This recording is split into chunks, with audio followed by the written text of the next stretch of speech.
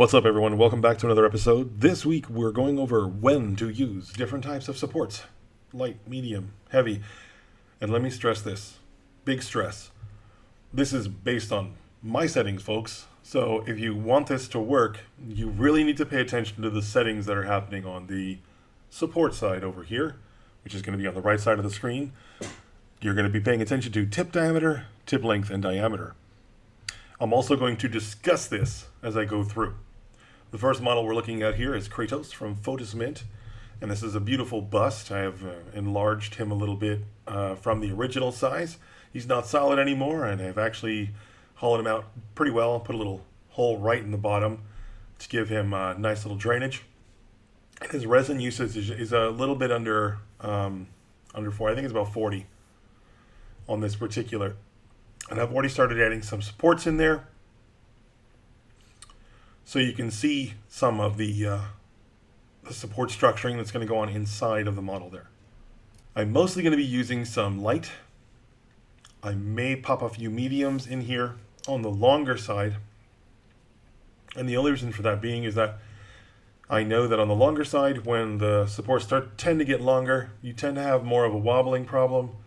And so you will wind up with that support not being straight. And you wind up with possibility of hyper support failures, and unless you want to throw bracings on it. And lately I've been having these issues with my bracings actually causing my supports to fire through the models.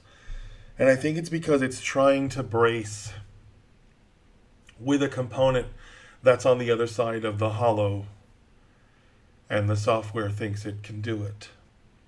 Again, I don't know exactly what's causing it. I have noticed it a few times when I'm working, and I'll just go back and I'll do my auto bracings at the end, and it'll fire a few of them straight through the model, and I'm like, well, no, definitely don't want that.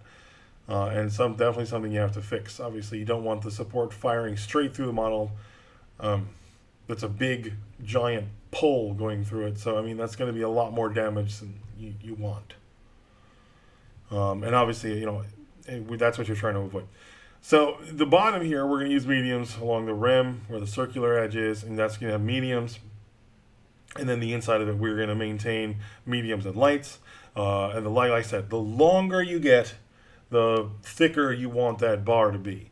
That would be your diameter in general. If you're looking at the Lychee support settings, tip diameter is just the tip. The tip length is the length of the tip itself from where the tip starts at the last chunk of support that it came from and when it touches the model.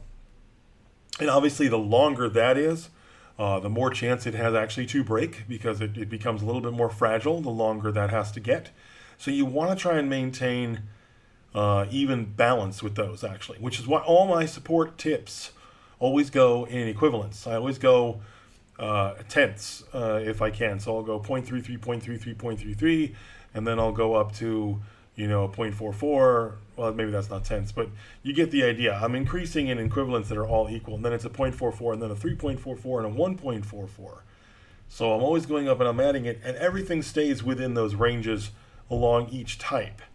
So if you follow that as an example, you'll see that I think you'll just get generally more balanced support work, even when you're swapping between using all three different types. Now, albeit if this model was solid, you definitely want to put a lot more effort into doing heavier supports at the bottom, probably larger than what I'm doing right now with the mediums, and maybe even a super heavy, or something that's even heavier than that. But we're also going to talk about another way to print this in general that's going to actually make this a heck of a lot simpler, doing the solid version of it versus what I made, which was the hollow version of it. Now, I've actually printed both, and the hollow model came out great. The solid version came out good too. There were a little warping around the middle sections, which I will show and express some concern with and tell you guys why I don't like build off, print off plate kind of builds once we get to that point.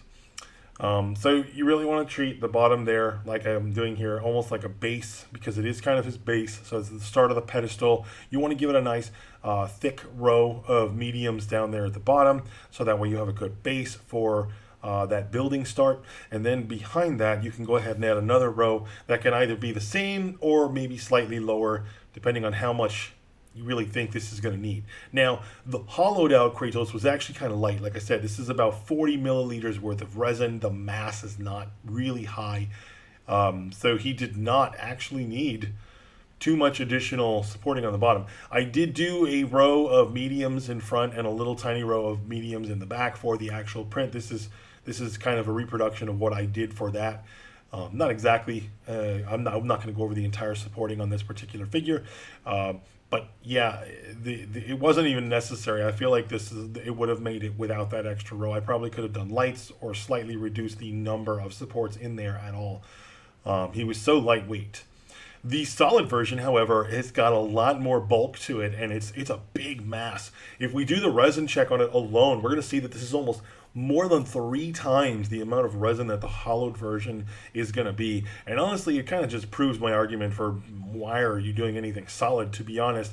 Even FDM guys, I mean, why are you wasting all that material? Just do an infill with hollow. I don't really get the need for creating these giant things. I mean, I feel like you could murder someone with what Kratos weighs as a solid piece. And I did not upscale him because he's just huge.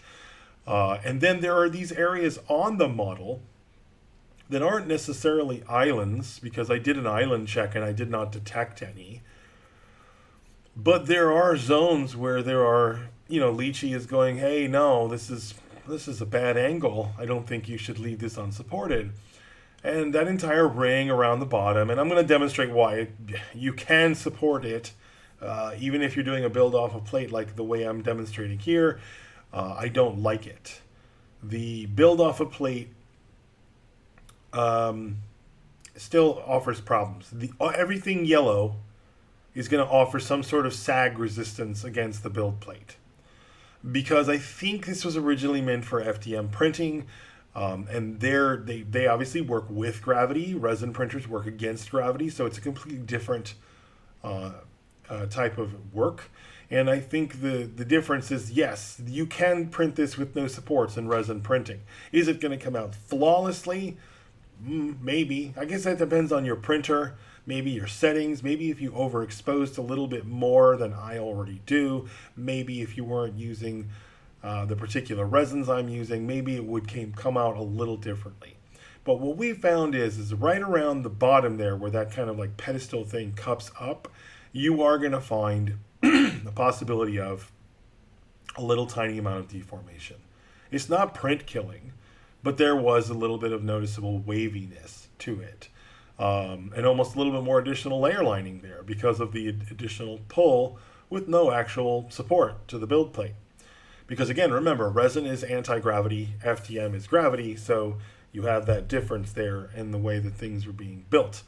So I think that's why sometimes when I look at these and it says, oh, supportless print, yes, it can be, and I think it can work. And I think if you do have a very heavy-duty industrial grade printer, you might even be able to pull that off in resin without any particular supporting or assistance. I might be completely wrong there. Do share your comments on that one, guys, if you have any thoughts. The point is that if you put supports around it, you wind up with this issue where your supports have a base. They're going to want to stick down to the build plate at some point. So I usually give them about a 6 millimeter circular base, and that is going to run right into the edge of Kratos' little goblet there that he's sitting on, column, whatever you want to call it. So I don't want to deal with having to fix that, because that's just going to be a bunch of stuff I'm going to have to cut off, and then I'm going to have to sand and fix. No, I don't want to do it. It's too much work for me to repair for each model that I'm going to make of this particular print. So no.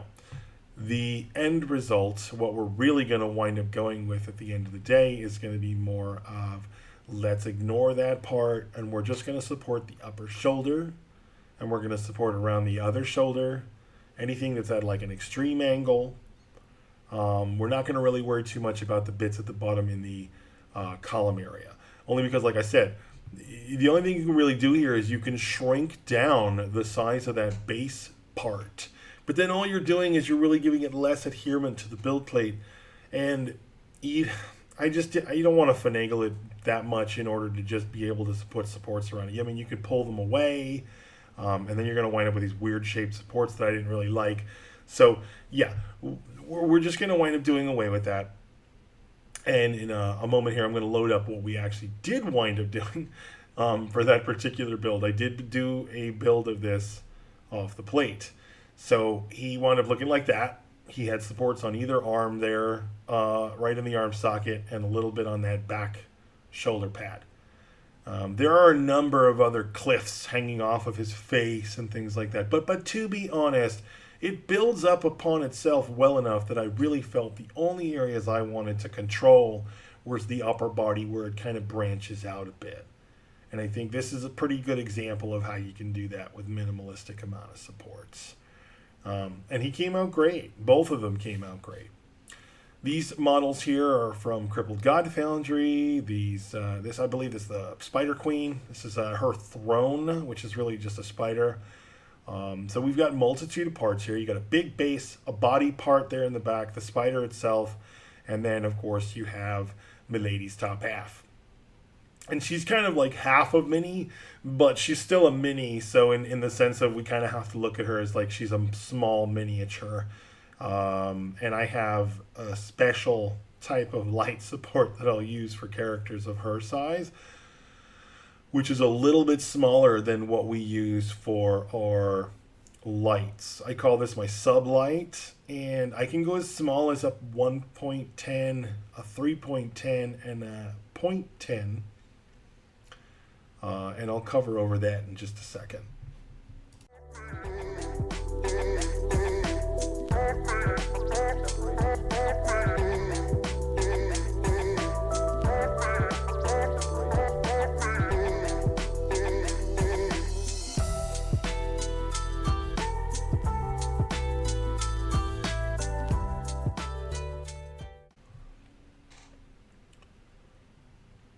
First things first is we're going to actually take a look at this gigantic discus base. And of course, you're going to want to try and do the row method here. Yeah, and I say the row method because it's no longer a double row. I'm persistently using 3 rows. I'm going to create 2 rows that are going to follow along the diameter of the actual base. And in this case, I'm starting with heavies, and you can see the tip length diameter there. And then I'm going to move up to a medium. And then from that, we're going to fill in the rest of it kind of on edit, because you guys know how to do a base. And I've actually covered this in an entire episode where we have gone over the entire base supporting method. So not to beat a dead horse, I don't want to cover the entire process, but you can see here what I'm doing is I'm going from the heavies. I've already switched over to the mediums as I build my way up the diameter of this particular base.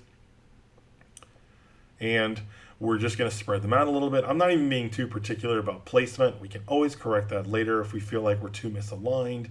Again, you just want to make sure that you have supporting along the edge of the diameter of your base. The reason for this is to make sure that the base maintains its shape. This would be apparent if you were doing square bases, round, oval, whatever. You want to rim the edge of the object with the supports in order to maintain its shape. This is a really good technique in order to do that, because what you're doing is you're allowing the sag is going to be minimal between those supports. There's still going to be a level of sag that's going to happen in some areas in your print, usually towards the beginning when the material is thinnest. But because the supports are going to be placed at a decent interval, and as you get up to that higher level, there's already going to be material underneath it where you don't have to worry about it so much, you're going to see that your print quality is going to improve super drastically as you start to do this. Now, that doesn't mean you have to cover every square inch of every single thing that you create a print support setup for, because that's obviously over supporting, and you don't want to do that. That's going to cause more damage. You're going to break stuff when you try to pull them apart or even cut them away with clippers. Now, as we go ahead and work through the rest of this particular base support setup, you're going to notice I'm doing pretty much your similar almost like a very similar to the double row method that we have adopted through, thank you, Table Flip Foundry, for you guys teaching everyone that one. And we took that one a step further, and like I said, I've created I'm going to call it the 3-row method, where I add the extra row in the front. Now, it's not a full row, and it's not going to go all the way around the entire base, because you can't do that because it's at an angle, but it is going to cover a decent chunk in the front, and that 3rd row is actually more necessary, in my opinion, than it seems to be. The reason for that being is that you have this area in the front where you are going to get an islanded piece that is going to start at the very tip of your base. And it's why a lot of round bases wind up with a very weird warp at the very start.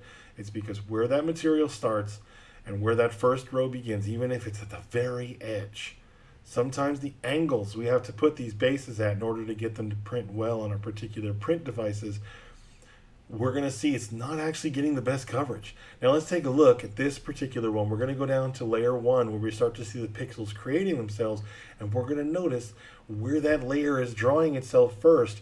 There is not a lot of great coverage on the shape line. Let's take a look. As we zoom in here, we're going to see there is not a lot of great coverage on that zoom line. You have a lot of pixel there that's being created, but where are the supports?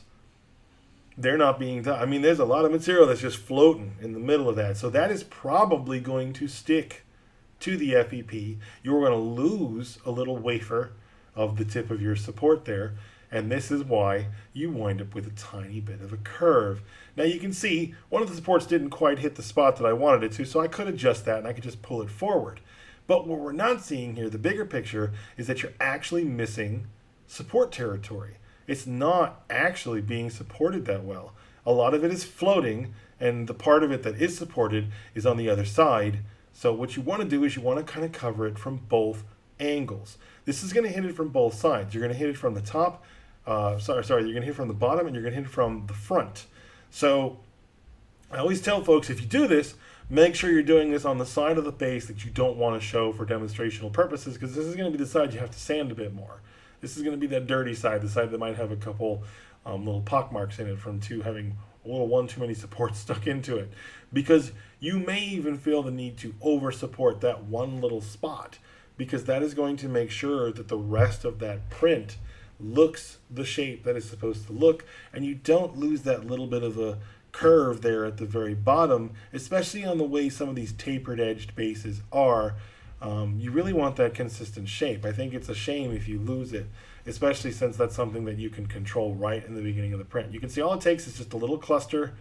I mean, it's not even, like I said, it's not a 3rd row. It is really just a grouping of supports that sit in front of the 2 rows. So it's really the double row method, adding this additional support chunk right in the front, which you don't, I mean, you can save yourself from this by tilting the base a little bit further down and almost working at more of a 45-degree angle, because then the front of it isn't quite pointed in the same direction. So the spider itself and the other body parts, the back bit, as well as the queen herself that's going to sit on top of the spider, that's all going to be using what we call the sublight set. Now, some of them are going to be a little bit thicker. We're going to use some mediums on some of the bottom bits of those particular parts. And then we're going to use some regular lights on some of the parts as well. But let me explain the sublight series of supporting and what I mean by sublight. Okay, so we work with light, medium, and heavy. So you're probably thinking, well, what the heck is he talking about? What is a sublight? Well, when I refer to that, what I'm referring to is anything that goes below what your lightest supporting step would be. So if a light support stops at a 0.22 and a 1.22 with a 3.22 tip length, well, then you're going to take that down by either 2, or you're going to take that down further and make that even smaller. Now in this particular case, I'm going to go down to a 0.20, a 3.20, and a 1.20, and that is going to be what we start with the sublight series on these particular pieces, because they're small, but they're still particularly thick in most areas, and I did not see a need to go super light on any of this stuff, except for maybe on her staff, but I may adjust some of that as I kind of rework the supporting as I move on. Now, as we look through this and we see the back part of it is actually hollowed, and that has some drain holes at the bottom. And that's going to use a mixture of sublights and light and mediums.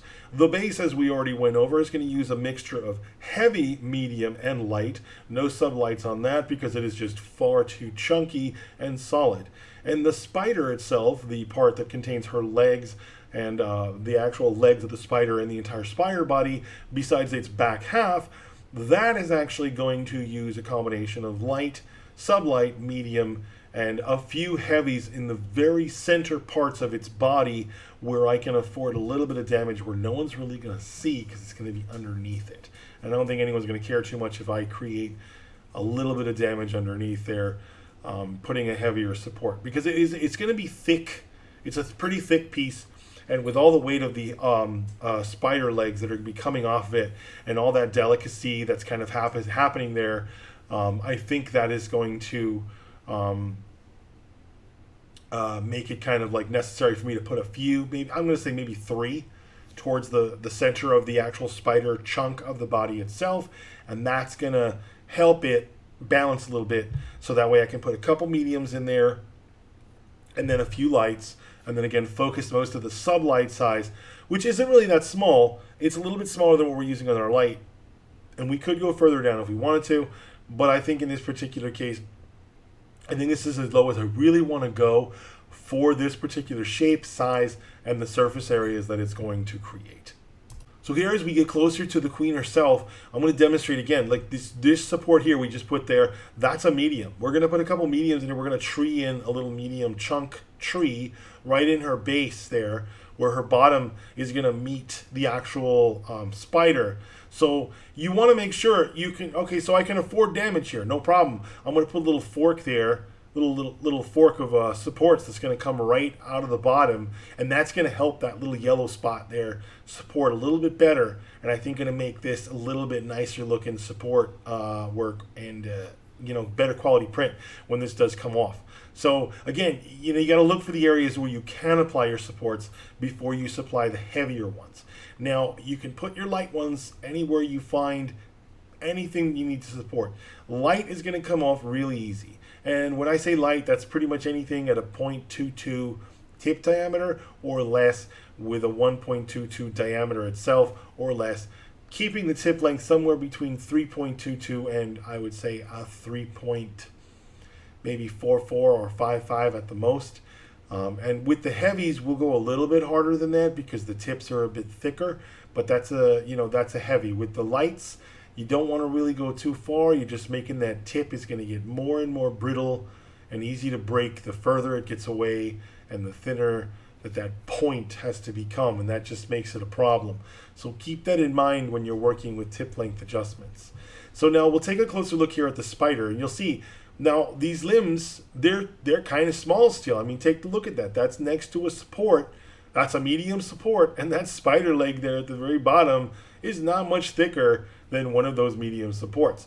So keep that in mind when you're laying in your heavier supports on big objects like this. Don't go too crazy because it's going to cause more damage than you think.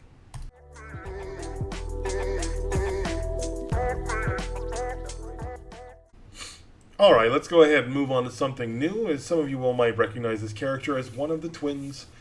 I believe the name of the game is Crimson Hearts. I forget the modeler who made this particular sculpt. I will get his information and her information, their information. Put it in the comments. In the description. When I get a chance to dig that information off. I believe I got this on cult3d.com. It was €13, which I don't know what that translates into dollars. And again, I only pay for it in euros for some reason because that's how Cults did this one. The models are really cool. It actually includes both twins. I only printed off the first one as of yet, and she's actually hanging upside down right now, waiting for me to break her off and film her for a short this week. So you guys will get to see at least one of them printed to validate some of my awesome work here, as well as some of you have asked me before to show and not tell, and so this is me showing, guys. Check out our shorts. It demonstrates not only how easy our supports will be removed, it also demonstrates the quality of the print work that we do, and it demonstrates some of the supporting work that we've shown you guys here, so you can see and validate, yes, I am actually getting the results that I am claiming. I don't necessarily film each and every single one, but we do show a lot of them, and I probably have most of them sitting on my desk, so I could always take a picture and send it to you if you wanted to see it. Anyway, as we detect the islands on this particular set and go ahead and set up some basic supporting on it, we'll be right back to show you what it is that we would do in this particular sense, since you've got some long parts and some short parts and some solid parts. All right, so as you can see here, we have gone ahead and added our island supporting.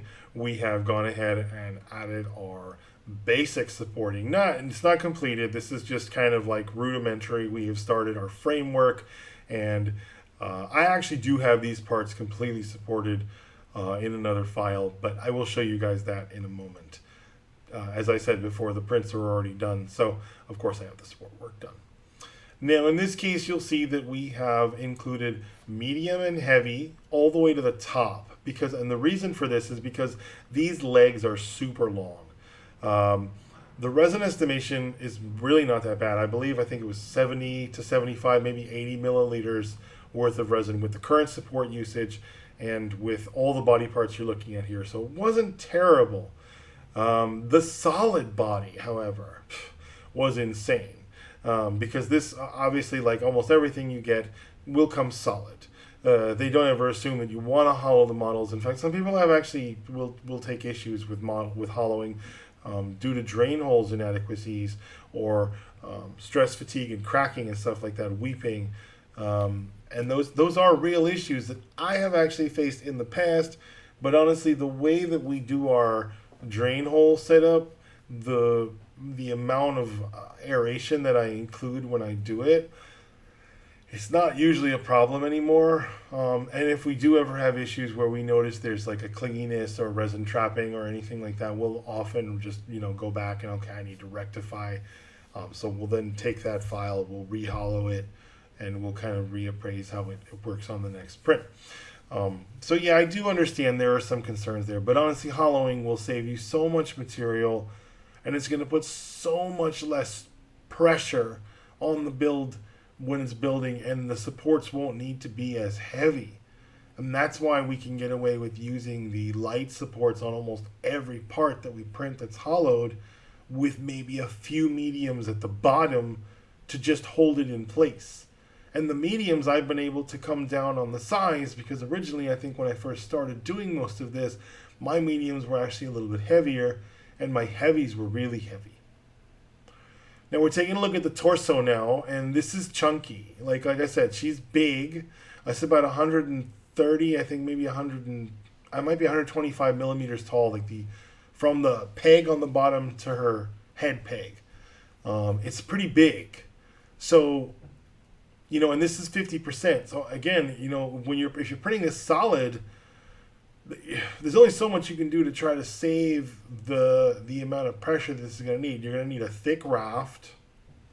I don't recommend printing something like this solid, by the way. This is just for demonstrational purposes in case you're crazy.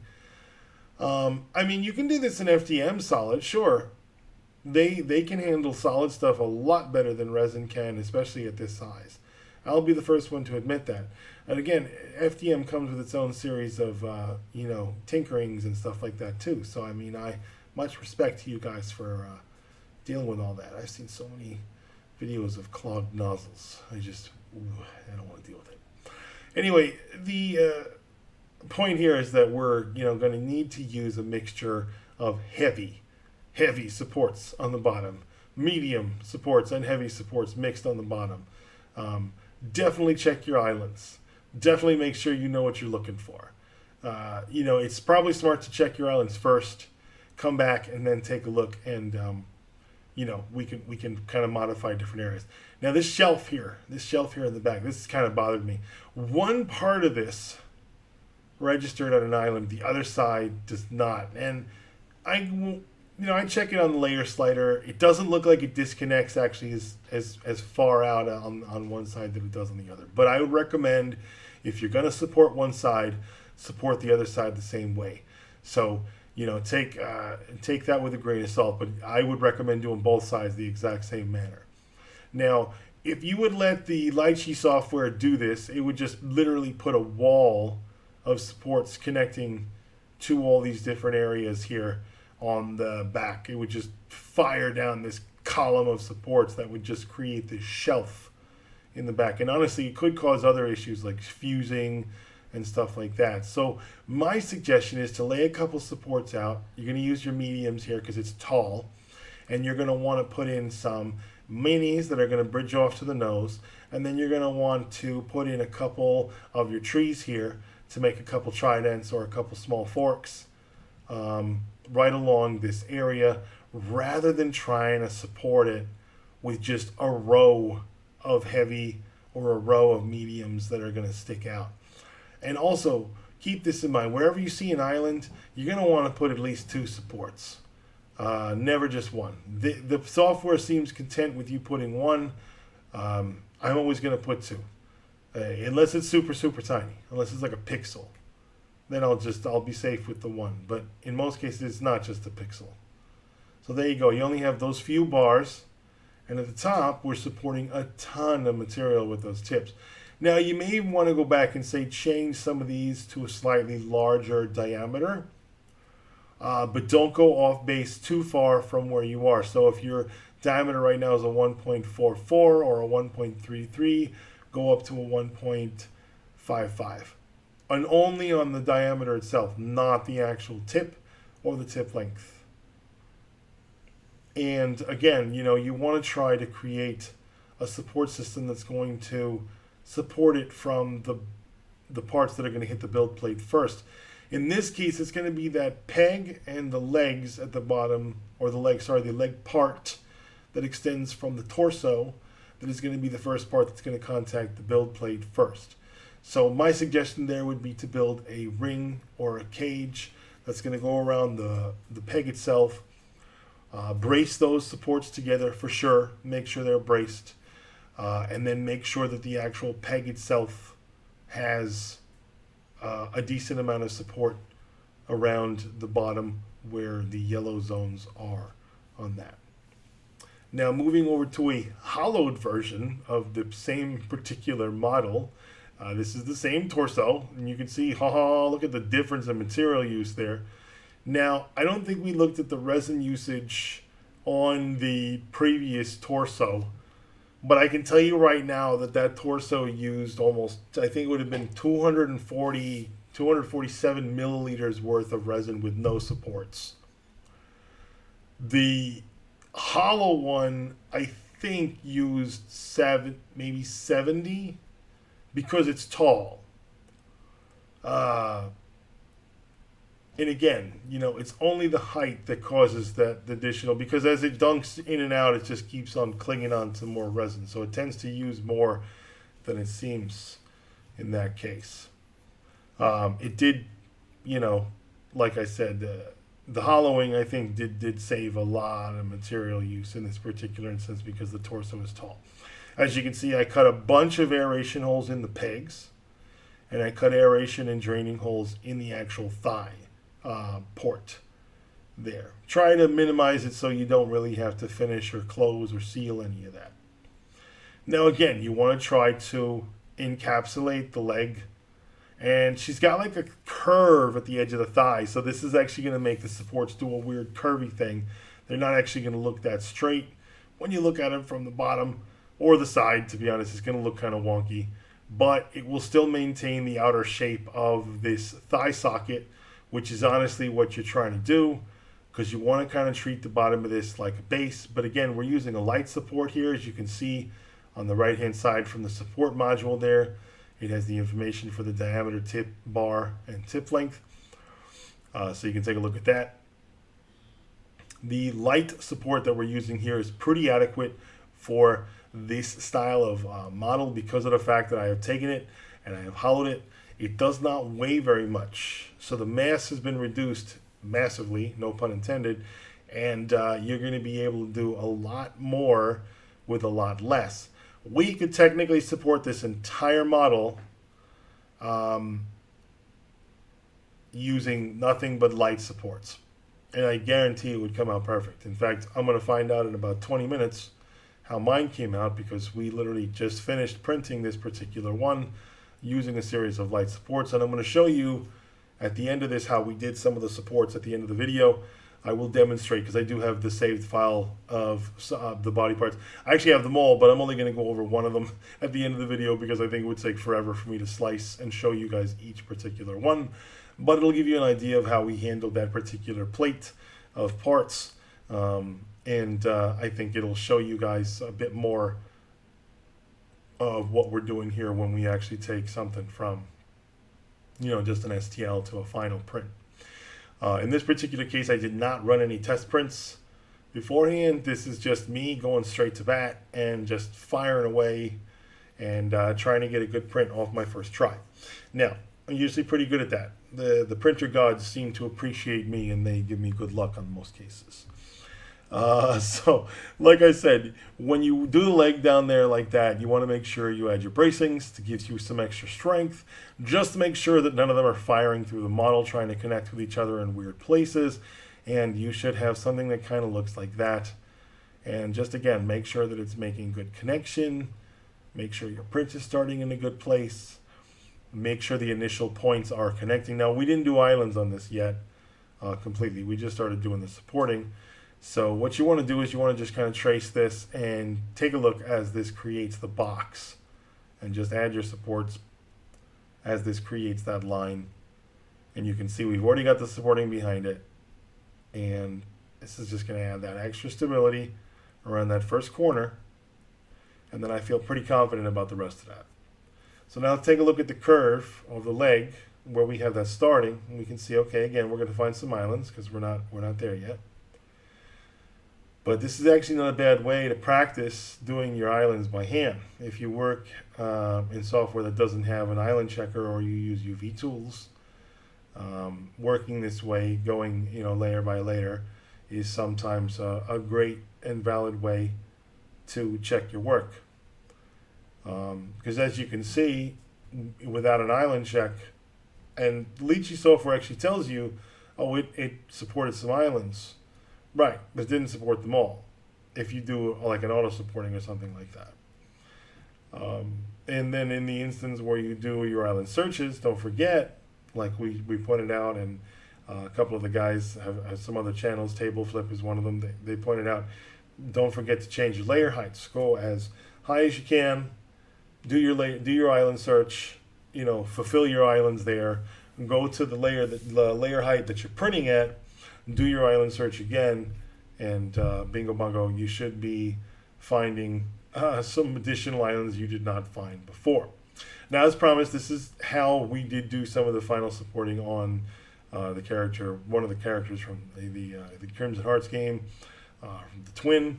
This is one of the twins, and we're going to go ahead and run the slice here in a second, but you can see this is a combination on the non-hollowed part where we have mostly light, but I am using mediums up at the top where the length is, the tall parts are. The head is using mostly lights, just clustered. A couple of the top braids there have a medium stuck in them.